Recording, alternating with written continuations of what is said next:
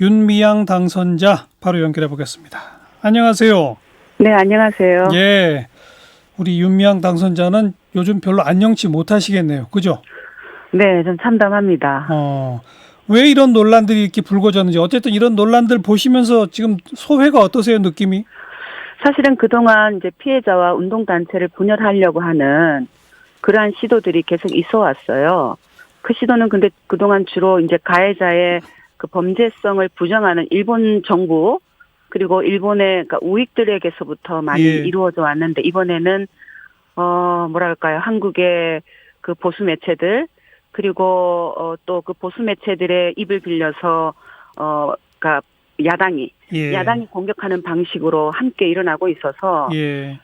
이게 이분들이 그동안 위안부 문제 관심도 갖고 있었던 분들이 아닌데, 예. 어떻게 이렇게 피해자와 활동가들을 분열시키면서 지난 30년 동안 함께 왔던 이런 운동의 성과, 세계적인 성과를 스스로 뭉개뜨리려고 하는가 예. 하는 참담을 금할 수가 없습니다. 예. 근데 이제 보수 매체와 야당이 자기 스스로 문제 제기를 한 것이 아니라 바로 할머님의 목소리를 빌려서 문제 제기하고 있다는 것 때문에 조금 지금 상당히 논란이 이어지고 있는 거 아니겠어요? 그 점은 어떻게 보세요? 그래서 사실은 정의연도 저도 굉장히 뭐랄까 침묵으로 적극적으로 해명을 할 수가 없었어요. 그동안 저희들은 피해자 중심주의에 입각해서 피해자의 주체성으로, 그리고 피해자들이 주체적으로 나서서 운동한 인권운동가, 평화운동가라는 그러한 인식으로 함께 해왔고, 예. 또 세계 여러 곳에서도 그런 할머니들을 영웅으로, 또 평화운동가로 그렇게 자리매김하는 여러 가지 그랬죠. 아주 멋있는 역사들이 있었습니다. 예. 그래서 더 가슴이 아프기도 하고요. 네. 이번에 이제 이용수 할머니께서 그 기자회견의 중심에 서서 서운함을 토로하기도 하시고, 근데 저는 이제 개인적으로 그 서운함의 중심에는 그동안 30년 동안 당신의 신고 전화도 받고 함께 활동을 해왔던 제가 국회에 간다고 하는 그것에 대한 어떤 서운함, 그런 것이 시작이었지 않을까 하는 생각을 갖게 되고, 그런 면에서는 할머니께 또 뭐 반복해서 말씀드릴 수 있는 것은, 제가 국회로 가는 것이 위안부 운동의 현장을 떠나는 것이 아니다. 계속해서 국회 현장으로 가는 것이다라는 이야기를 전하면서 조금 할머니의 마음을 뭐랄까 잡을 수밖에 없는 것 같아요. 위로를 드릴 수밖에 없는 것 같습니다. 기자회견 이후에 혹시 한번 만나셨나요?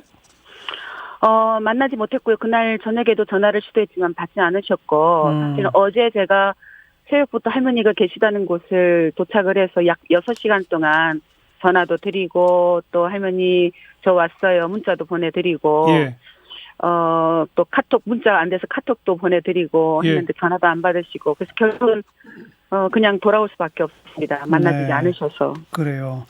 그 얘기는 좀 이따 다시 한번 여쭤보고, 어쨌든 불거진 의혹들이니까 또 하나하나 지금 제가 여쭤보겠는데, 첫 번째가 많은 그 기부금들 받은 거 할머니를 위해 쓰지 않았다, 뭐 이런 내용이었어요.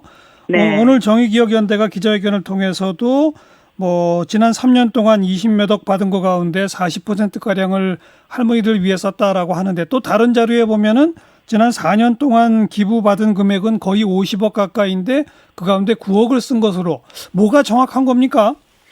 사실은 가짜 뉴스들이 지금 너무 많이 돌고 있고요. 지금 피해자들에게 그 후자에 말씀하신 9억이란 얘기는 뭐냐면은 지금 저희가 정의연은 그 기부 목적에 따라 모금을 하고 그 목적대로 사용하게 돼 있어요. 제가 재단법인이기도 하고요.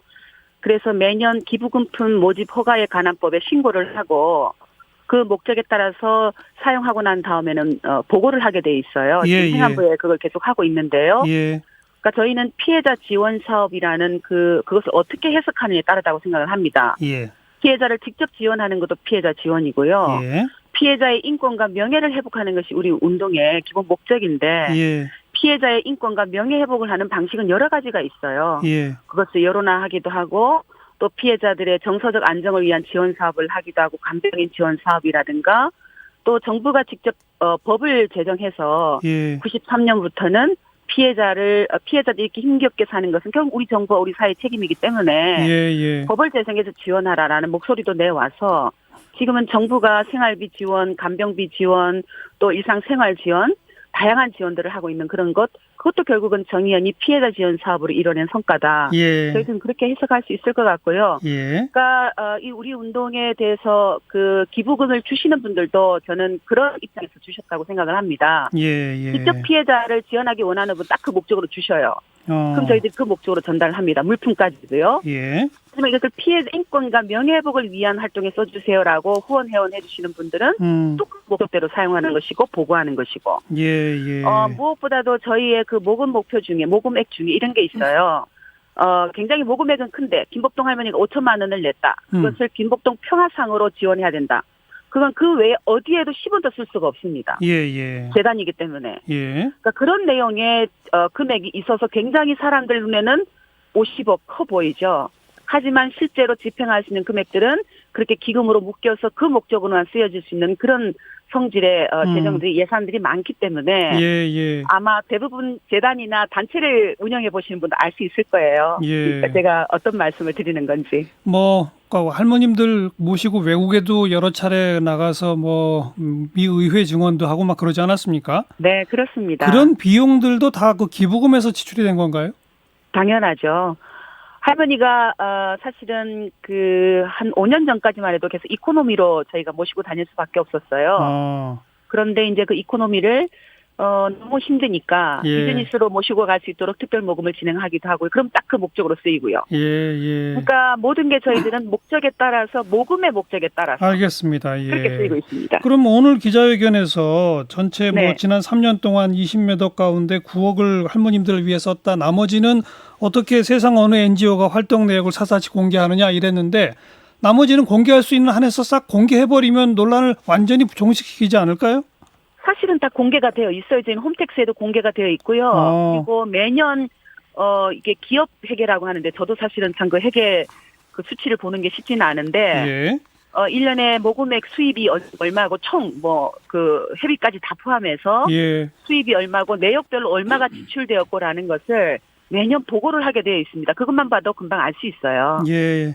이미 공개가 다 된 상황이다 이 말씀이고요. 네. 두 번째 또 이제 문제 제기하고 계신 게 이른바 한일 당국 간 합의가 이루어지는 2015년 우리 윤미향 당선자께서 외교부 측에다가 내가 할머니들한테 설명할 테니 외교부는 나한테만 설명하라라고 해놓고 할머니들한테 설명을 안 했다. 그래놓고 합의가 되고 나니까 우리들의 동의 없는 일방적인 합의였다라고 비판했다. 이게 이제 그 당시 외교부 관계자들의 어떤 증언 비슷하게 나오는데 이 실상이 어떻게 된 겁니까? 이미 아마 2015년 우리 그 진행자님께서도 다 상황을 기억하실 텐데요. 이건 터무니없는 말이고요. 그리고 그 주장을 하고 있는 외교부 당국자들은 그 굴욕적이었던 2015 한일 합의를 이끌었던 당사자들입니다. 그들은 굉장히 심각한 책임을 우리 국민 앞에 또 우리 역사 앞에 지고 있는 분들이에요. 자기 자신들의 책임을 이와 같이 관련 NGO 활동가에게 넘기려고 하고 정당성을 확보하려고 하고 있는 것, 그러니까 자격이 없다고 생각하고요. 지금은 반성해야 될 때라고 생각을 해요. 왜냐하면 2015년 그날로부터 우리 일본군 위안부 피해자들의 인권 회복을 위한 운동은 5년 동안 중단되어 있었습니다. 지난 화해치유재단을 해산하는 이전까지. 그게 2015 한일 합의가 만들어놨던 일이었어요. 사전에 피해자들에게 저희들에게 설명하거나 더군다나 협의한 적 없고요. 저희들과 수차례 접촉을 했다라는 얘기를 하고 있는 것. 그거는 설날에 만나거나 8.15 때 저희가 요구서를 갖고 만나거나 또 2015년에 2015 한일합의 그 이전에 한일 국장급 협의가 계속 서울과 도쿄에서 진행이 되었어요. 그럴 때마다 저희가 먼저 얘기해서 체크하고 도대체 뭐 진전이 있느냐. 그럴 때마다 외교부는 아무 진전이 없다. 일본이 전혀 달라지지 않고 있다. 제가 2015년에 수도 없이 그런 보고들을 언론 인터뷰를 통해서 했던 것 같아요. 알겠습니다. 그런 상황을 지금 책임도 반성도 지지 않고 거꾸로 이렇게 하고 있는 것 좀 반성해야 된다 생각합니다. 그러니까 10억엔 총리의 사과 이런 내용들을 사전 브리핑 받았다는 얘기는 전혀 거짓말이다. 아니죠. 그건 이미 언론에 나오고 있었고요. 그 국가 책임을 인정한다. 그다음에 총리가 사과한다. 국고에서 거출한다라는 것은 언론에도 나오고 있었기 때문에 다 국민들도 알고 있는 사실이었어요. 단 소녀상 철거 또 불가역적 해결이라 한다. 국제사회에서 비난을 자제한다. 이런 아주 폭력적이었던 우리가 모두 충격을 금할 수 없었던 그런 맞아요. 사항은 맞아요. 철저하게 기밀에 붙였었죠. 예. 아마 기억하실 수 있을 겁니다, 모두가. 실제로 소녀상 철거 이런 거는 합의문에도 없었죠? 그렇습니다. 이면 합의에 드러났었죠. 이면 합의에 들어 있었던 거죠? 네. 그리고 그 당시 10억엔 일본에서 온 돈, 그거를 할머니들한테 우리 윤미향 당선자께서 받지 마라. 우리가 성금 모아서 드리겠다. 이랬다는 거는 진상이 어떻게 된 겁니까? 아마 수요시에서 제가 아마 그 수많은 영상에도 기록이 돼 있을 텐데 제가 이런 이야기를 자주 했어요. 만약에 피해자들이 설사 그 기금을 받는다 하더라도 그것은 피해자 탓이 아닙니다. 그건 피해자의 결정이고 오히려 잘못이 있다면 그런 위로금을 결정한 일본 정부이고 국민이 반대함에도 불구하고 수령한 한국 정부가 책임이고 그것을 막아내지 못한 우리 국민들의 책임입니다. 그 기금을 받은 할머니들을 비난하거나 그분들이 상처받지 않게 해주세요라는 이야기를 수도 없이 했고요.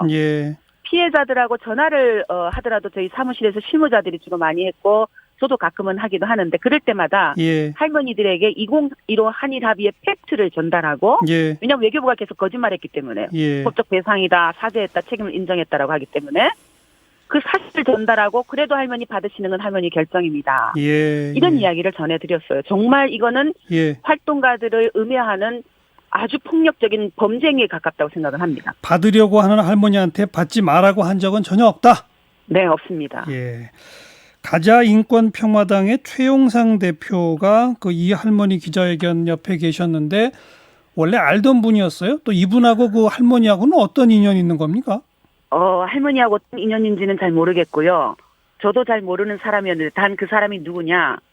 더불어시민당의 비례후보로 신청한 사람이에요. 떨어졌습니다.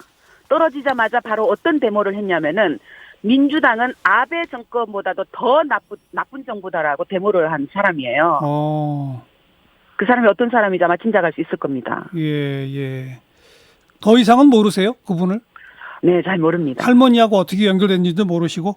네. 그래요. 같은 당의 재윤경 대변인은 지금 이 최용상 대표뿐 아니라 미래한국당도 사전 기획하고 공모했을 수도 있다라는 의혹을 제기했는데 어떻게 생각하세요? 사실은 저는 지금 피해자를 또 보호하는 입장에서 그런 이야기를 하기는 자유롭지 못합니다.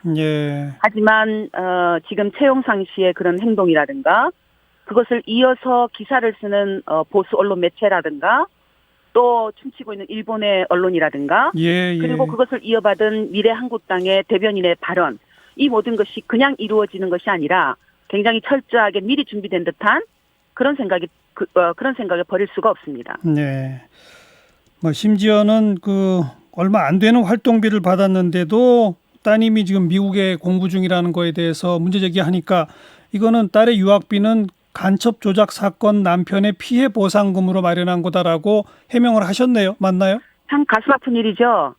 그런 이야기까지 다 드러내고 저희 딸의 꿈을 향해 가는데 사실 아무것도 해주지 못하고 그것만이라도 아빠의 그 배상금만이라도 이건 네 것이다라고 내어준 건데 그걸 결국은 온 천하의 이야기를 하게 하는 지금의 작태가 이건 너무나 반인권적이구나 너무나 폭력적이구나 하는 생각을 지워버릴 수가 없고요. 제가 그동안 30년 운동을 하면서 언론이나 방송에 보도되고 사람들을 만나고 지역에서 사람들을 만나고 세계 각지에서 만나면서 보여줬던 모든 어떤 그런 모습들이 한꺼번에 이렇게 왜곡될 수 있을까? 가슴 아프기만 합니다. 마지막으로 국민들께 한 말씀 하시고 그 이용수 할머니한테 방송을 통해서 한 말씀 해보시죠. 먼저 이용수 할머니께 한 말씀 드리고 싶으면요. 할머니 말씀드렸듯이 저는 국회에 들어가서 할머니의 도구로 또 일본군 성노예제 문제를 적극적으로 해결하고 이 땅의 작은 자, 약자들을 위한 정치를 펼치고 싶습니다. 저를 도구로 써주세요. 그리고 다시 우리 손잡고 웃었으면 좋겠습니다. 국민들께 말씀드리고 싶어요. 제가 국회 들어가는 것은 지난 30년 동안 거리에서 해결하지 못했던 이 역사의 아픈 문제를 국회 들어가서 법으로 정책으로 만들고 싶어서 들어갑니다. 30년 동안 저와 함께 만났던 수많은 분들의 목소리를 함께 갖고 가는 것이고요. 이미 돌아가신 고인의 목소리 그리고 지금 살아서 언제쯤이 우리 한이 풀릴까 기다리고 있는 우리 할머니들의 목소리 세계 각지에서 한국이 정의와 평화가 넘실거리는 그런 나라가 되기를 기대하면서 또 그렇게 함께 연대해주고 계신 수많은 분들의 목소리를 함께 갖고 들어가서 하고 싶어요. 예. 지지하고 응원해 주셨으면 감사하겠습니다. 여기까지 윤미향 당선자 고맙습니다. 네, 감사합니다.